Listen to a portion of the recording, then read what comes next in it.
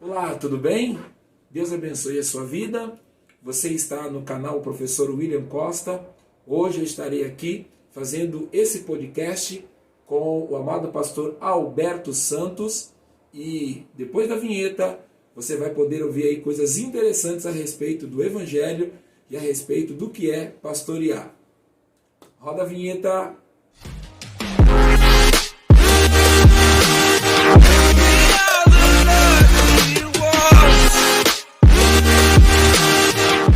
Hoje estamos aqui nesse podcast com o nosso maravilhoso, abençoado aqui, pastor Alberto Santos. Amém.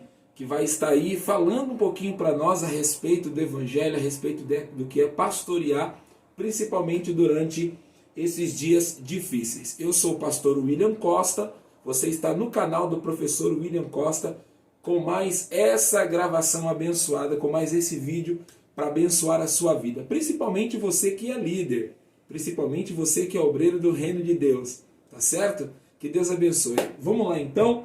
Hoje aqui então com o meu amado pastor Alberto Santos, né? Pastor aí da Igreja Apostólica Nova Vida. E ele vai se apresentar aos irmãos aí.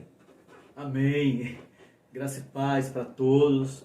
Estou aqui com o pastor William Costa, um grande homem de Deus, um homem muito forte no conhecimento, nas estratégias que Deus dá para ele. E é uma honra poder participar. Meu nome é Alberto, como o pastor já falou, sou pastor da Igreja Apostólica Nova Vida, um ministério novo, mas que Deus tem realizado grandes coisas. Falarei um pouco mais logo após.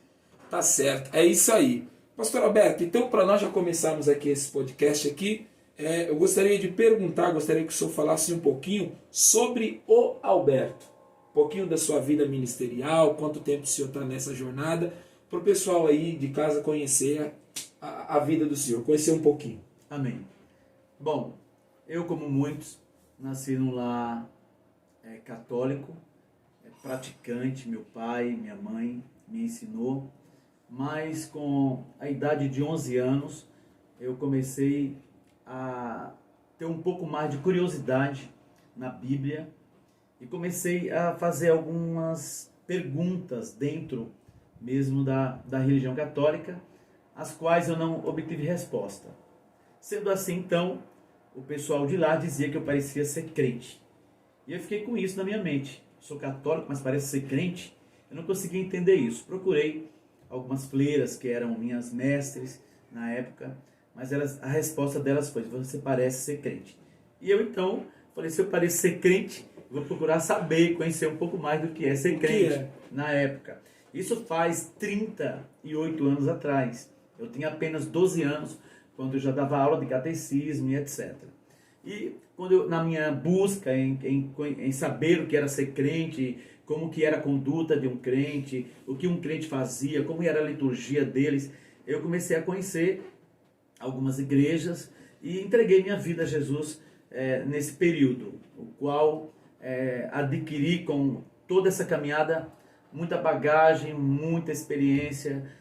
Nós sabemos, você sabe, que a caminhada cristã, o negócio é estreito mesmo. Tem momento que a gente fica com muita dúvida, surge muitas interrogações que a gente não tem resposta, a gente chega até a duvidar de tudo, mas o Senhor me guardou e eu também guardei a fé e cheguei até hoje, graças a Deus. O Senhor tem aprovado o meu chamado e eu tenho visto os frutos que o Senhor mesmo proporciona através da minha vida. Então, sou um pastor convicto do que sou, do meu chamado, da minha fé. Sou um pastor que ama o que faz. Ser pastor não é um fardo para mim, pastor William Costa.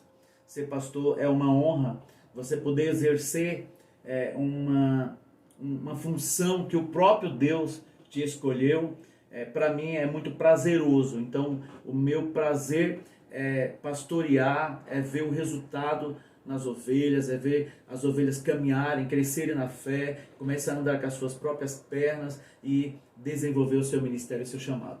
Maravilha. Então, como comumente acontece, né, pastor? O senhor então nasceu numa família socialmente tradicional cristã, porque todo mundo se declara cristão socialmente no Brasil, por ser um país laico, mais de maioria cristã, né, indiferente da vertente do cristianismo, seja o catolicismo, o protestantismo, o próprio espiritismo, e como muitos aí acabou, né, encontrando o caminho do evangelho, no caso do evangelho protestante, né, ok? Então vamos lá. Pastor, eu gostaria que o senhor falasse um pouquinho hoje, o senhor está aí convicto do chamado, e hoje o senhor está pastoreando, né? É um presidente setorial da Igreja Apostólica Nova Vida, na cidade de São Bernardo do Campo. E eu gostaria de te perguntar, quem é? Porque eu não poderia nem falar o que é, né? Eu sei que a igreja tem um CNPJ de constituição, mas ela não é uma empresa, né? Então, em vez de perguntar o que é, eu gostaria de perguntar, na verdade, quem é a Nova Vida? A Nova Vida, pastor William, tem uma história, eu particularmente, uma história linda, porque a Nova Vida nasceu em um momento em que os fundadores estavam saindo de um processo. A Nova Vida ela não nasceu debaixo de rebeldia, de rebelião, de insubmissão, nada disso, bem diferente disso. A Nova Vida, Deus gerou esse ministério no coração do pastor José, da bispa Damares e no meu coração. Nós iniciamos esse ministério 8 anos atrás, em uma garagem lá na cidade de Embu Guaçu.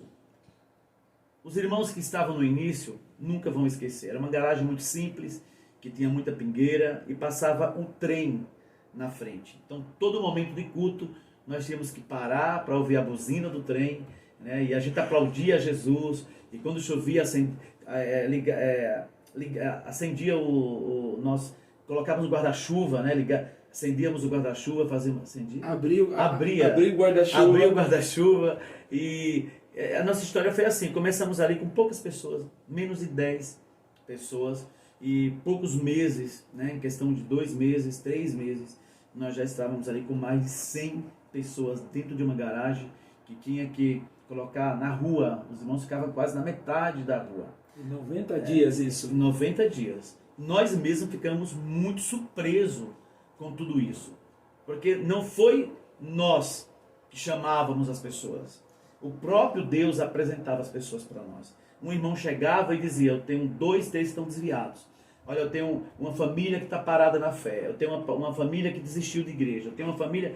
E nós íamos nessas casas e o resultado era muito bom, porque a presença de Deus era real. Essas pessoas se reconciliavam com Cristo e voltaram de novo a acreditar em igreja. Porque tinha muitos, como tem hoje, estavam desacreditados de igreja, de sistema.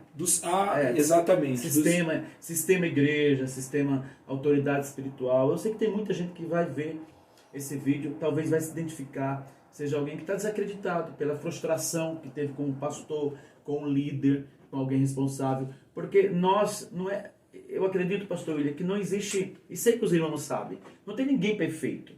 Verdade. Todos nós somos imperfeitos. Então, verdade, mesmo sendo um líder, um apóstolo, um bispo, um pastor, ele está sujeito a erros, né, a vacilar. Mas, como ovelha, a ovelha sempre vai esperar mais um pouco do seu líder. Verdade.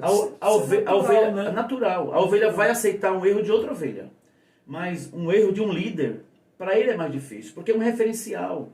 É alguém que ele se espelha, é alguém que ele luta para ser parecido. E quando vem uma frustração, é difícil de novo voltar a acreditar. Mas o Ministério Nova Vida, ele nasceu com uma unção que eu considero uma unção dada por Deus, que é a unção da restituição, da restauração, né, da reconstrução.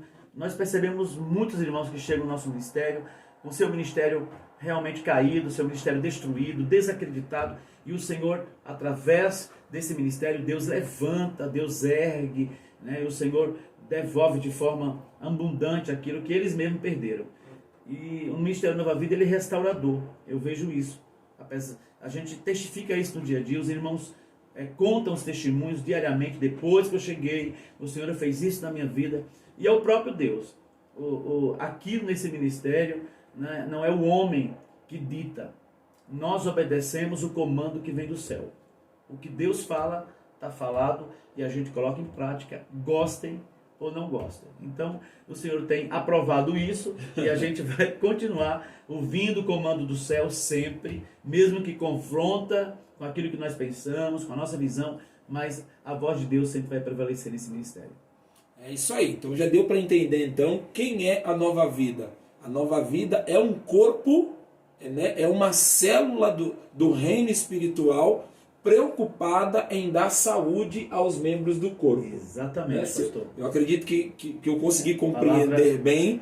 Então assim, quem é a nova vida? Poderíamos definir então que a nova vida é uma célula dentro do corpo geral, do corpo de Cristo, com a preocupação de dar saúde aos membros do corpo de Cristo.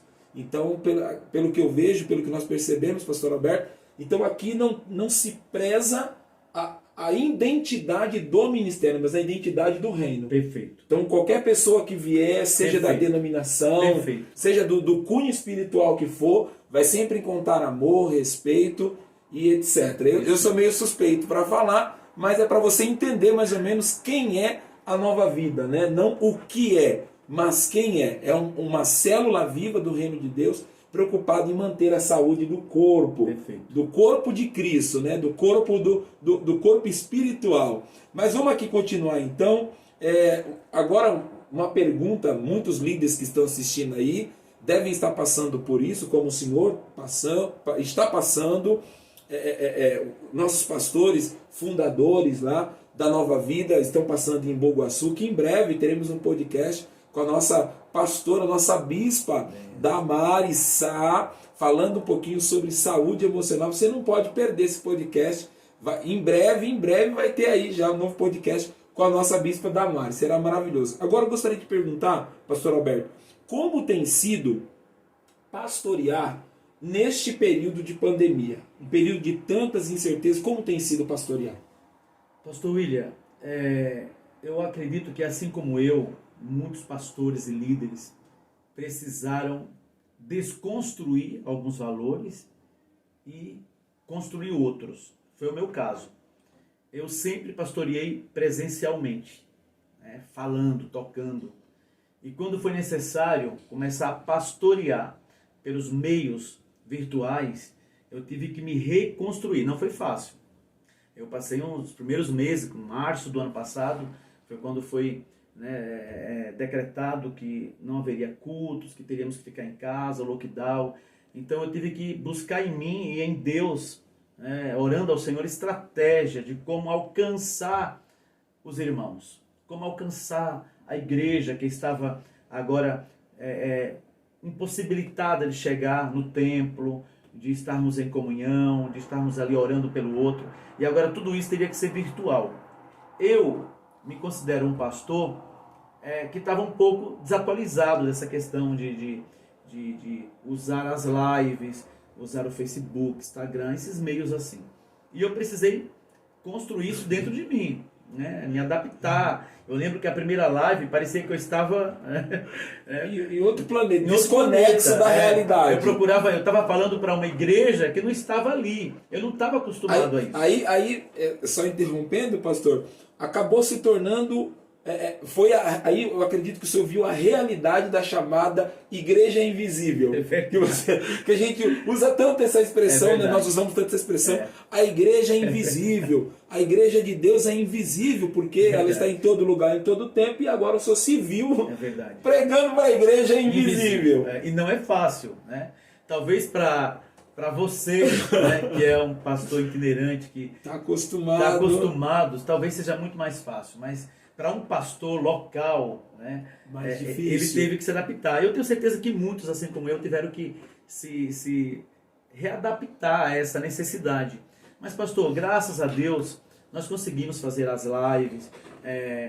Nós temos aqui na igreja uma equipe de líderes abençoadas. Eu não tenho o que reclamar. Maravilhosos. Não é verdade, pastor? Maravilhosos. Então, os líderes nesse momento foram fundamentais também no meu pastoreio, porque eles me ajudaram. Cada líder do departamento, desde o departamento infantil até o departamento de louvor, passando por todos os departamentos da igreja, todos os líderes estavam ativos nos seus grupos, usando os meios de comunicação, as plataformas, mensagem, texto, vídeo. Então eu percebi uma liderança ativa cuidando. Eles conseguiram alcançar a todos os liderados. Prova disso, pastor William, é que nós não tivemos aqui na igreja perca de membros, né, pelo fato de não estarmos realizando os cultos presenciais. Se teve um ou dois, muito pouco em relação ao número de membros que nós temos, eu percebi que realmente nós conseguimos alcançar esses irmãos, mesmo aqueles que não usavam meio de comunicação, como a minha mãe, que tem 82 anos, como, né, a missionária Vitória, que está com 84 anos, essas irmãs mais idosas, esses irmãos que não têm acesso à tecnologia, tem celular, mas tem dificuldade de acessar algumas coisas, eles foram atendidos também, porque na medida do possível, usando todos os meios, né, necessários, nós fomos fazer visita, orar, isso com máscara, com álcool gel, com distanciamento, mas nós fomos lá orar, dar assistência. Então, toda a classe de membros, independente da idade, eles foram alcançados aqui na nossa igreja, e graças a Deus os cultos voltaram presencialmente, com um número bem resumido, mas nós estamos aí, firme e forte, para a glória de Deus. Mas eu acredito, pastor, que muitos pastores tiveram essa dificuldade. Muitas percas. Né? Não só a perca dos membros, como perca espiritual também. Infelizmente. Perca espiritual também. Eu deduzo, se eu não tivesse me reconstruído, né, se eu não tivesse buscado estratégia de poder pastorear nesse período da pandemia, e se eu não tivesse o suporte que eu tive, né, eu tive muito suporte de pessoas que realmente estavam conosco ali, né? Uma delas é você, pastor William, que sempre esteve muito presente conosco, e pessoas nos surpreenderam também nesse período, como o presbítero Fernando. É isso que eu ia perguntar, se o senhor se surpreendeu com a atitude dos obreiros, com a atitude dos líderes, com o empenho que na verdade não seria esperado, eu acredito, pelo choque da pandemia, de tudo fecha, para tudo. Sim. E aí o senhor se sentiu surpreendido eu senti. Com a forma que eles corresponderam? Eu senti surpreendido, porque eu pensei que alguns iriam realmente se afastar por medo, né, do Covid, né, de ser contaminado, e também pela questão psicológica também, que afeta. Muito importante. Né? Eu sei que afetou muito o psicológico de muitos irmãos. E eu entendo eles. Tem irmãos, pastor William, eu tenho uma irmã que ela não conseguiu voltar para o culto ainda. Ela falou, pastor, estou orando para Deus me dar estrutura psicológica para eu ir no culto. Ela disse. Domingo passado foi ceia, e ela disse, eu vou na ceia, pastor, não vou tirar minha máscara, né? Vou pegar meu kit ceia, vou tomar ceia em casa. Eu falei, amém, minha irmã, amém. Mas quando chegou no último momento, ela não conseguiu vir. Ela está ela, por conta das notícias, eu acredito que o que eu ia até perguntar para o senhor na sequência, para algumas pessoas, a não socialização, na verdade, está sendo o novo normal. Está sendo. E elas vão ter que normal. Vai ter que romper isso, porque ficou muito tempo sozinho, muito tempo preso, muito tempo dentro de casa, saindo talvez só para ir ao mercado, ou alguém indo por ela. Geralmente alguém indo buscar, alguém indo ajudar. E então, assim, esse novo normal, como é que tem sido para o senhor tratar com os membros, a própria vida do senhor mesmo, enquanto pastor, enquanto ser humano, como tem sido tratar com esse novo, que seria o novo normal? Sim. Que já 1 ano nós já estamos agora nessa tempestade, fazendo de tudo para não pular do barco, procurando se apegar a Cristo. Como é que faz agora? Qual é a situação desse novo normal? Usando o caso dessa nossa irmã como exemplo. Só lembrando, pastor, aos irmãos que estão assistindo, nós não estamos citando o exemplo da irmã como um caso vexatório. Tá bom, gente? É por conta da situação psicológica. No entanto, que a Bispa Damares vai participar conosco desse podcast, dessa série, para falar um pouquinho sobre isso, né? Porque pela área profissional dela, da psicologia, gente. Então, assim, tá? Só para lembrar os irmãos, não é numa posição vexatória. Nós estamos trazendo um exemplo prático, real, de uma pessoa que sempre gostou de estar congregando, gostou de estar perto, de estar com os irmãos e agora não consegue se socializar. Eu acredito que não só com a igreja aqui, com a congregação física, mas até vizinho, imagina família. Família. Olha, como é que a senhora tá, tia? Não, tô bem, mas ó, não aparece aqui, por favor, não vem aqui em casa. É assim mesmo. Como é que é esse novo normal agora, pastor? Pastor, primeiro tem que haver respeito. Acima de tudo. Né? Acima de tudo. Eu não posso desconstruir uma ideia que essa irmã teve, que ela adquiriu como proteção. Todos nós somos pegos de surpresa. Nós tínhamos uma liberdade de andar na rua, de no culto pegar na mão, né, abraçar, e subitamente nós somos proibidos. Nos foi tirado. Nos foi tirado esse direito, essa liberdade. Foi correto? Foi correto. Foi necessário? Foi necessário. Mas cada um tem uma medida. Verdade. Cada um tem uma medida. E assim, eu recebo isso com um peso, você recebe com outro peso, a irmã recebe com outro peso, e eu não posso querer, pastor, que todos pensem igual a mim. Eu não posso exigir que todos reajam como eu reagi. Então, primeiro passo para lidar com esse normal hoje em dia é respeitando a visão de cada um. Verdade. Eu tenho que respeitar a irmã que tem 60 anos, eu tenho que respeitar a irmã que tem 65. Eu tenho que respeitar o irmão que tem 50, o irmão que tem 40, eu tenho que respeitar. Um pastor ele tem que respeitar a ovelha. E ele tem direito de interferir quando ele perceber que isso é prejudicial. Mas no caso dessa irmã em particular, ela prova para mim que ela está com a vida em comunhão com Deus. Porque ela faz o culto dela sozinha, né? Ela ora a Deus, ela lê a palavra e ela prova para mim que ela faz isso. Igual a minha mãe. A minha mãe fala, filho, eu estou firme. Por quê? Porque eu leio a Bíblia, ela diz, eu canto 2 trezinhos da harpa todo dia, eu oro e vou dormir. Então, não se preocupe comigo, filho, eu estou bem. Gente, só um barulhinho aqui, eu acho que é na empresa aqui do lado, né? Então vocês não ligam não, tá? Que nós estamos aqui hoje aqui na sala pastoral e aí tem uma empresa aqui, ou é uma empresa ou é aqui embaixo. Eu acho que é aqui embaixo que está fazendo barulho. Manutenção. A manutenção, manutenção aqui, está trabalhando aqui na igreja aqui, tá bom? Mas interrompendo, continue aí, pastor. Não, eu acho que Então o melhor do novo normal é manter o respeito que já se tinha em si, mas agora não é só o respeito em si, pessoa para pessoa, mas nós temos esse respeito das ações agora que mudaram muito. Perfeito. E assim, pastor, e o pastor tem que respeitar até o ponto que não vai ser prejudicial para a ovelha, entende? Eu agora estou sem coragem de sair de casa, eu estou com medo de ir nos cultos, estou com medo de ser contaminado. Então assim, no momento, as pessoas elas estão cobertas de razão porque é o que elas ouvem. Muita notícia falando, né?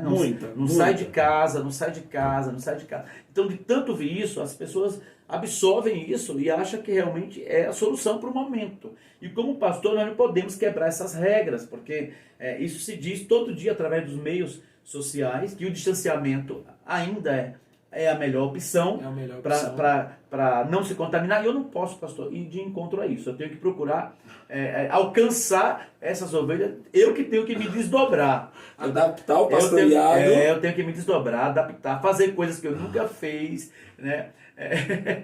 Eu tenho que fazer algo diferente para poder alcançar essa vida. Muito grupo de WhatsApp. Muito grupo de WhatsApp, muita coisa, muita mensagem. Os irmãos mandar mensagem, pastor, eu estou em pânico, e você tentar acalmar de uma forma... Sem poder estar perto. Sem poder estar perto, e de uma forma que dê resultado. E os irmãos falam, nossa, pastor, depois que eu falei com o senhor, eu estou muito mais calmo, Então, isso é prazeroso. Mas, pastor, temos que respeitar, né, esse momento de distanciamento que todos nós, de certa forma, fomos afetados, né, psicologicamente. Verdade. A diferença está na reação de cada um. Verdade. Mas todos nós fomos afetados. Os profissionais, liberais, os líderes religiosos, todos nós somos afetados. Nós temos que realmente buscar equilíbrio em Deus e procurar saúde emocional, porque isso eu acho que é o que tá sendo mais necessário, né? A saúde emocional no momento do que até próprio auxílio do governo. Porque tem muita gente com auxílio, mas está emocionalmente abatido, doente, e não sabemos até quando. Ou seja, o dinheiro, o bem financeiro não está fazendo diferença para muitas pessoas. Talvez você que está nos assistindo, que está vendo aqui, está participando desse podcast, você deve estar também passando por essa situação, porque muita gente não perdeu o emprego, não quebrou a empresa, mas está vivendo em estado de pânico. Tiveram que fazer empréstimos. Em crise de ansiedade, em crise de depressão, porque, na verdade, assim, ainda tem recurso, mas tem medo do futuro. Tipo assim, se isso não mudar, se isso continuar do jeito que está, hoje eu tenho pão, mas pode ser que daqui o mês que vem eu não tenha e acabe entrando em estado de pânico.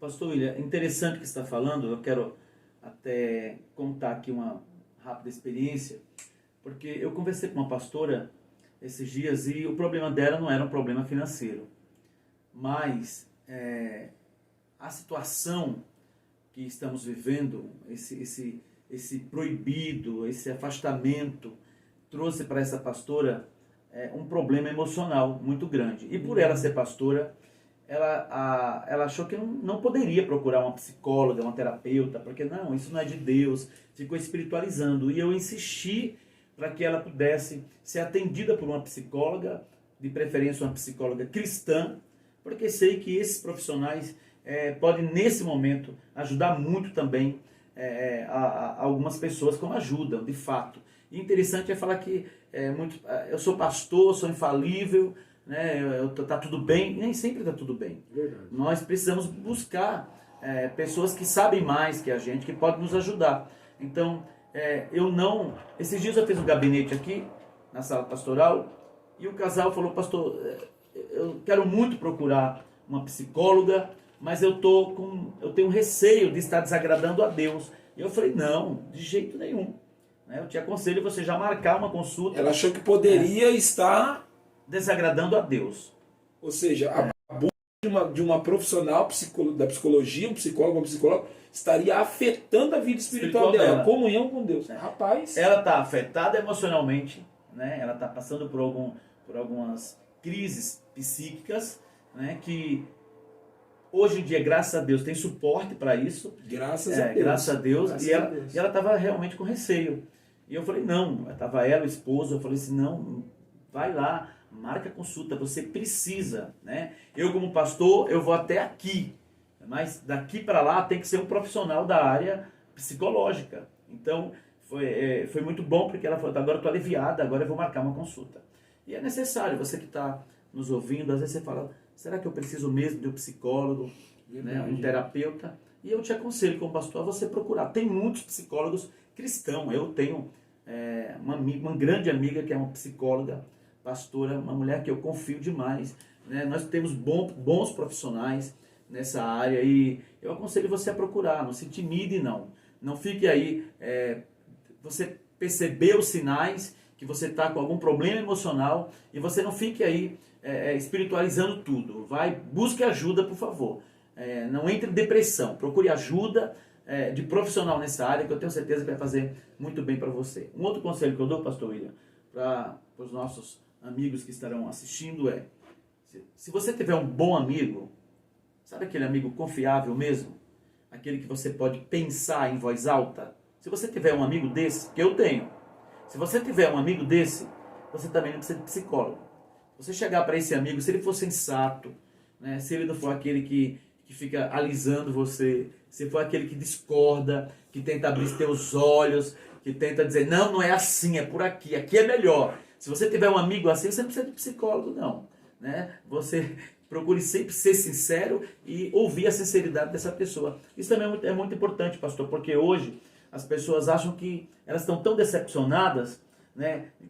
Já foram tão frustradas com a amizade, que elas não querem mais amizade. Estão todas receosas. Então a gente se ama hoje.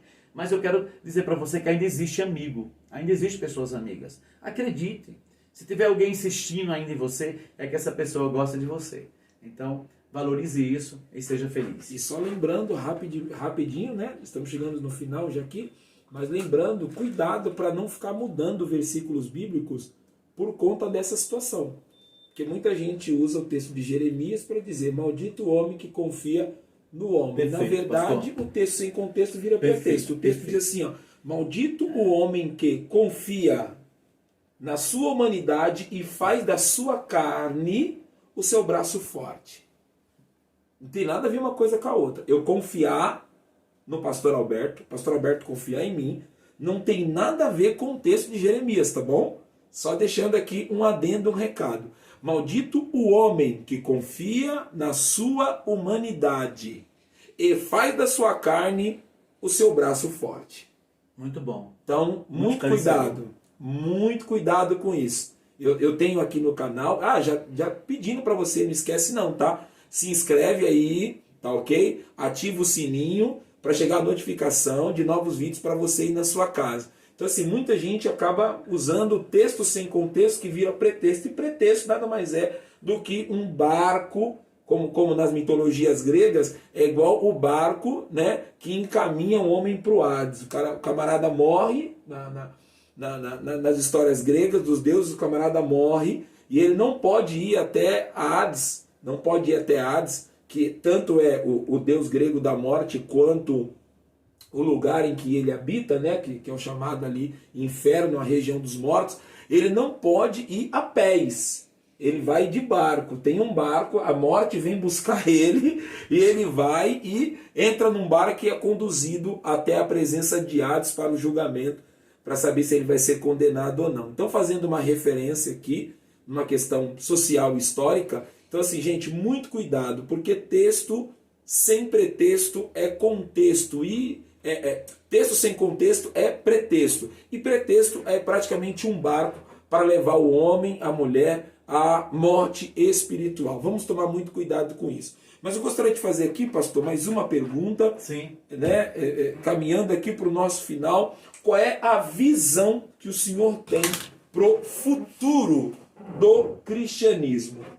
Não estou dizendo o cristianismo geral por conta das suas vertentes. Eu digo estar em Cristo. Qual é o futuro que o senhor vê para o movimento cristão daqui para frente? Dessa tempestade para frente?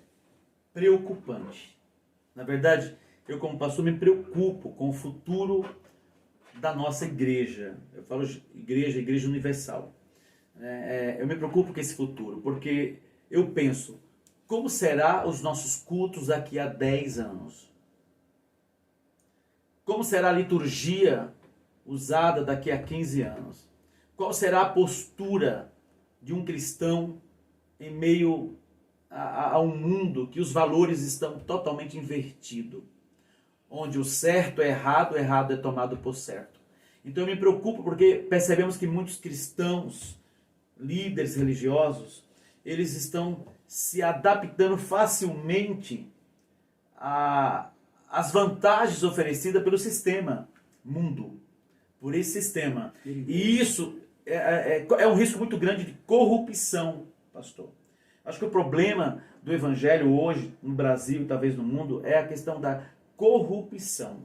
Percebemos muitos líderes corrompidos, e eu oro sempre a Deus dizendo, Senhor, nunca permita que eu venha perder a inocência e a simplicidade do evangelho. Nunca permita que eu me corrompa por nada, por nenhuma oferta, por nenhum tipo de coisa, nada. Então, eu me preocupo muito, porque como era a nossa igreja 10 anos atrás? Como ela está hoje, como ela vai ser daqui a 10 anos futuro? Então, quais serão os princípios, os valores, a ética cristã? Como será que a bandeira do evangelho será defendida? Porque percebemos hoje que, infelizmente, ser cristão não é um exemplo de caráter bom. Muitas pessoas aí falam assim, olha, se eu for crente como aquela pessoa... Não, eu tenho um exemplo da minha família que a pessoa tem um caráter distorcido. E as pessoas estão certas quando dá essa colocação. Porque muitas pessoas elas se tornaram cristã ou evangélica, ou mudaram de religião. Mas elas não passaram pelo processo da regeneração. Não passaram pelo processo do novo nascimento. Então, aquilo que elas eram lá fora, elas continuam sendo aqui dentro da igreja. Isso gerando muito mau testemunho. Então, pastor, quando Jesus falou, venha a mim, aquele que vinha a mim, de maneira nenhuma lançarei fora, o Senhor está falando, olha, venham. E o nosso ministério, nós temos essa visão. Venha. Venha como você está. Mas aqui, você não vai permanecer como você chegou. E muitos chocam com isso, com o nosso ministério apostólico da Nova Vida. Por isso chega aqui um culto alegre, né? Adoração. Um excelente trabalho de música. Uma musicalidade linda, o louvor é maravilhoso, né? Os irmãos adoram mesmo na igreja. Então os irmãos chegam aqui e se empolgam. Acham, essa igreja... Aí eu acho que pensa que é uma porta larga. A porta larga. Aí, quando percebe que é confrontado pela palavra que sai do altar, né? Aqui ainda se confronta o pecado. Aqui ainda ensina a ética cristã, ensina você a corrigir o teu caráter, levar ali, né, aos pés do Senhor para que Ele possa transformar. Então, assim, aí muita gente não aguenta, acha pesado demais, né, e até desiste. Mas não tem problema, pastor. Nós temos que, eu acho que a maior preocupação hoje, você até citou isso aqui, a maior preocupação, o maior desafio hoje de um pastor não é encher as suas igrejas, não é. É ter um rebanho curado.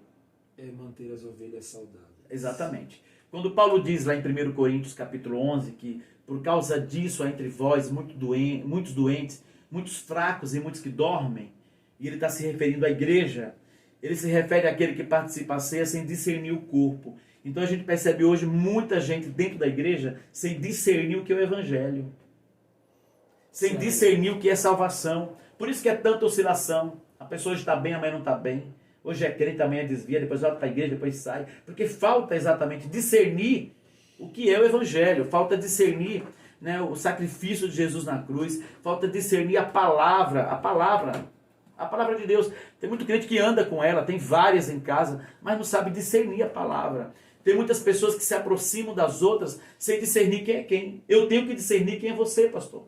Você tem que discernir quem sou eu, para que realmente haja um relacionamento saudável. Então, quando a igreja é uma igreja de membros que não tem discernimento, não consegue discernir quem é quem, não sabe discernir a palavra de Deus, não sabe discernir se aquela palavra, aquele profeta é de Deus ou não, é uma igreja doente. Que as pessoas acham até, né, pastor Roberto, que o discernimento de espírito é só para saber se a pessoa está endemoniada ou não. Muitos acham isso. Mas o próprio apóstolo Paulo diz, né, em das suas instruções, olha, há muitas vozes no mundo, e uma só é a voz de Deus.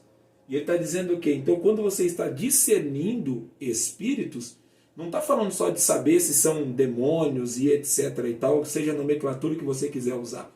Você conhecer as pessoas, discernir as pessoas, também é discernir espíritos. Exatamente. Porque Jesus perguntou certa feita para os discípulos, ele falou, não, nós vamos orar aqui, e como Elias, nós vamos orar para cair fogo do céu, contra Corazim e Betsaida. Ele diz, porventura não sabeis vós de que espírito sois?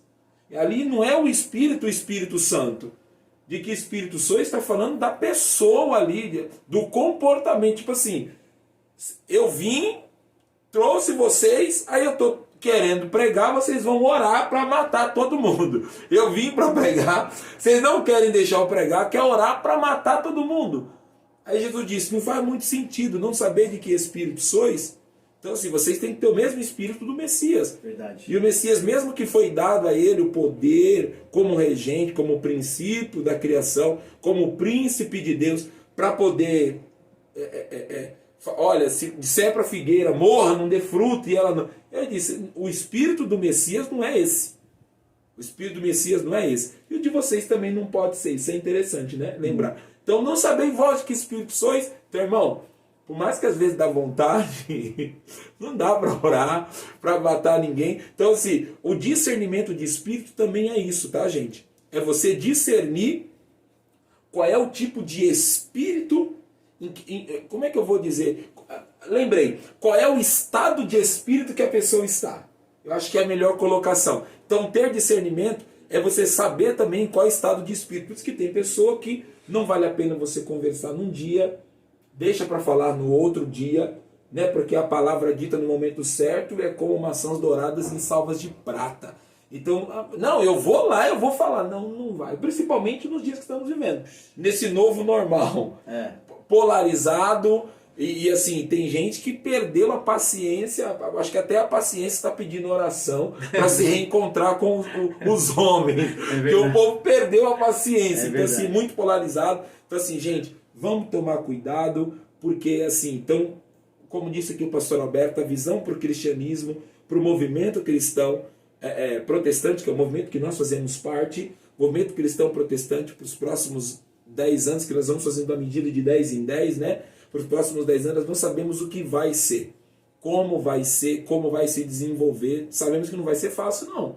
Mas continuamos crendo que fiel é aquele que começou a boa obra.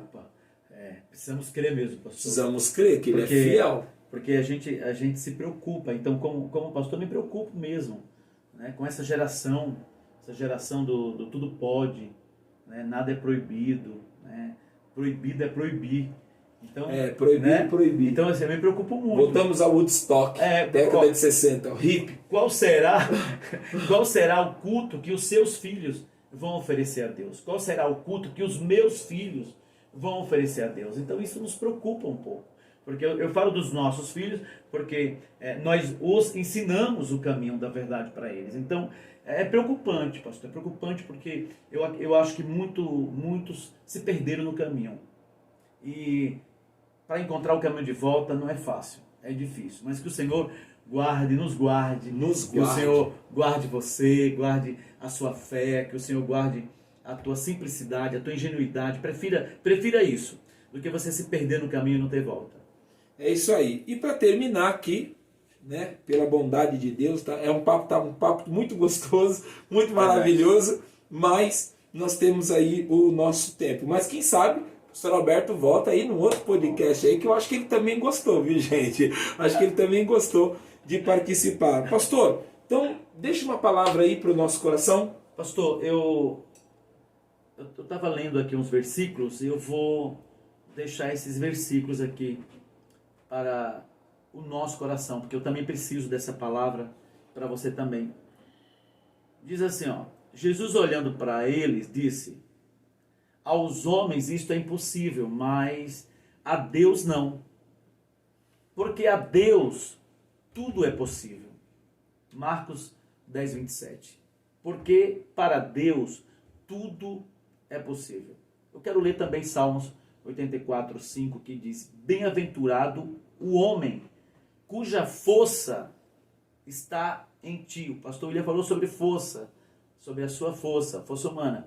Bem-aventurado o homem cuja força está em ti. Então é momento, amados, da gente acreditar na nossa inteligência, na nossa capacidade e acreditar um pouquinho mais que somos dependentes de Deus.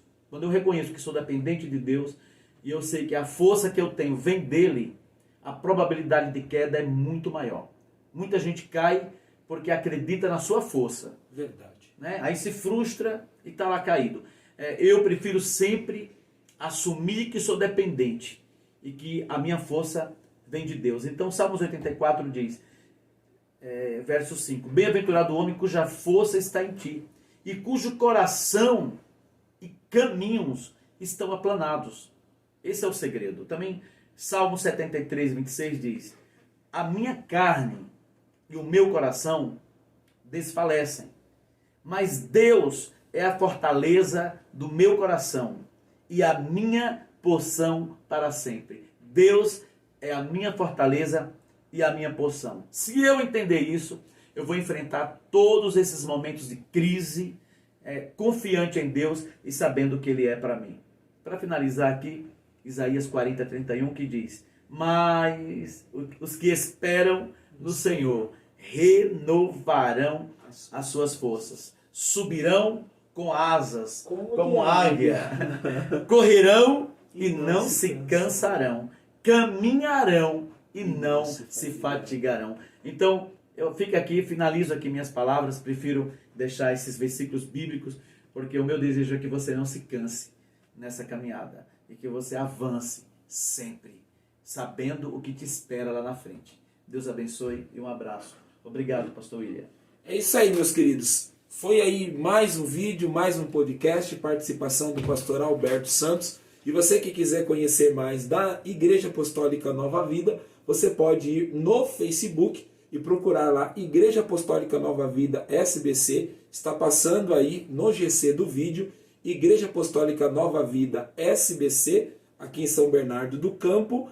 E nós temos aqui as nossas igrejas em Bugaçu, temos em Parelheiros, temos em Sergipe, nós temos aí na Bahia. Um abraço aos irmãos aí que vão assistir esse vídeo também, pastora Anira, pastor Sérgio, pastor Leandro, pastora Samara, pastora Angelina, pastora Kate, aí também no Guarujá, na Maré Mansa, e também em Guarujá, em Vicente de Carvalho. E assim, os nossos bispos aí, né, nosso bispo pastor José Aprígio e a nossa bispa Damari Sá. Deus abençoe a todos vocês, fiquem na paz, abraço, cheiro no coração e até uma próxima. E não esquece, hein? Se inscreve aí, canal Professor William Costa, abençoando a sua vida através da palavra de Deus. Muito obrigado, pastor, que Deus abençoe. Amém. Que Deus abençoe vocês. Obrigado. Em nome de Jesus.